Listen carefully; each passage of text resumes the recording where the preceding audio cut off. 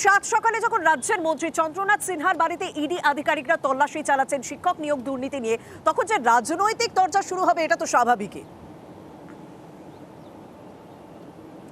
চন্দ্রনাথ সিনহা তিনি আর কিছুক্ষণের মধ্যেই তার বোলপুরে বাড়িতে পৌঁছে যাবেন এবং আজ সকাল থেকে শিক্ষক নিয়োগ দুর্নীতি নিয়েই ইডি আধিকারিকরা 5 থেকে 6 ইডি আধিকারিকরা তারা পৌঁছে গিয়েছেন চন্দ্রনাথ সিনহার বাড়িতে। তারা সকাল থেকে তল্লাশি চালাচ্ছেন। চন্দ্রনাথ সিনহা মুরারই থেকে রওনা দিয়ে দিয়েছেন ইতিমধ্যে, আর কিছুক্ষণের মধ্যেই তিনি বাড়িতে পৌঁছে যাবেন। তবে এই নিয়ে জোরদার শুরু হয়ে গিয়েছে রাজনৈতিক তরজা, অভিযোগ পাল্টা অভিযোগ রীতিমতো শুরু হয়ে গিয়েছে সকাল থেকেই। বিজেপির শাসনকালে ইডি সিবিআই এর ব্যবহার বিরোধীদের বিরুদ্ধে 95% হচ্ছে এবং সার্বিকভাবে এদের ব্যবহার 365% বেড়েছে।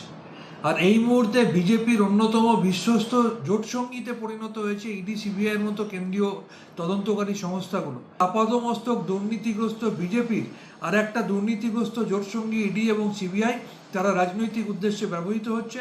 ভারতবর্ষের মানুষকে এটা নতুন করে বোঝাবার কোনো প্রয়োজন নেই। তারা যত এইগুলো করবে বিজেপির ভোট তত কমবে, এই বাংলায় তৃণমূলের ভোট তত বাড়বে।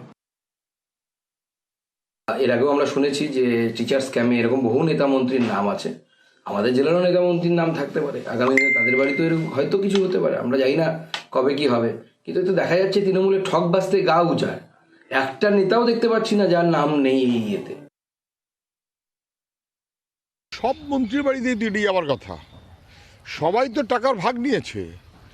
শিক্ষা দুর্নীতি সেখানেও চন্দ্রনাথ সিনহা, যার সাথে শিক্ষামন্ত্রকের কোনো সম্পর্ক নেই, তৃণমূলের নেতা হবে আর টাকা নেবে না, দুর্নীতি করবে না, লুট করবে না, হয় কখনো? আসলে রেহাই দিচ্ছে তৃণমূলের সর্বোচ্চ দুর্নীতিগ্রস্ত বড় নেতাদের।